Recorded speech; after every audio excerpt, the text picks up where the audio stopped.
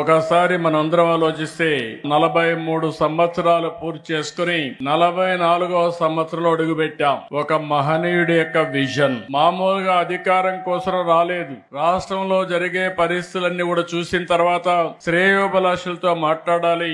40 సంవత్సరాలుగా నన్ను ఆదరించారు, తిరిగి వాళ్ళ రుణం తీర్చుకోవాలని ఒక్క ఆలోచనతో ఎమ్మెల్యే క్వార్టర్లో ఒక్క మీటింగ్ పెడితే ఆ మీటింగ్ తో ఆయన అక్కడికి వస్తున్నాడంటే ఒక ప్రభంజనంగా ప్రజలందరూ ఇక్కడికి వస్తే ఆ ఎమోషన్ లో ఈ రాష్ట్రం కోసం పుట్టిన పార్టీ తెలుగుదేశం పార్టీ, అది కూడా ఎమ్మెల్యే క్వార్టర్స్ లో ఒక ఆవేశంలో పుట్టింది. ఒక ఆదర్శం కోసం పుట్టిన పార్టీ తెలుగుదేశం పార్టీ.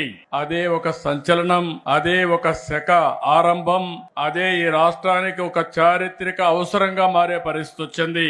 అలాంటి మహనీయుడు పెట్టిన స్ఫూర్తి మనందరిలో ఉంది. ప్రపంచ చరిత్రలో ఇప్పుడు కూడా ఎవ్వరూ ఈ రికార్డు బ్రేక్ చేయలేరు. పార్టీ పెట్టి 9 నెలల్లో అధికారం వచ్చిన ఏకైక పార్టీ ప్రపంచంలో తెలుగుదేశం పార్టీ.